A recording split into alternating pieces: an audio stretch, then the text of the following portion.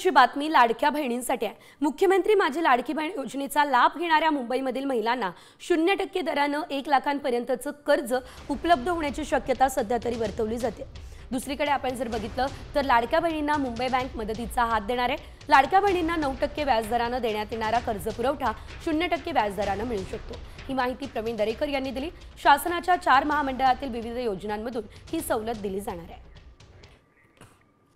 ज्या लाडक्या बहिणींना 1,500 रुपये मिळतात, ज्यांचं अकाउंट मुंबई बँकेमध्ये आहे, त्यांच्याकरिता उद्योग व्यवसाय जर त्या करायला पुढे येत असतील तर 1 लाखापर्यंत त्या ठिकाणी त्यांना कुठलंही तारण न घेता तात्काळ कर्ज देण्याची योजना आहे। आणि बँकेची 9% व्याजदराची कर्ज योजना होती।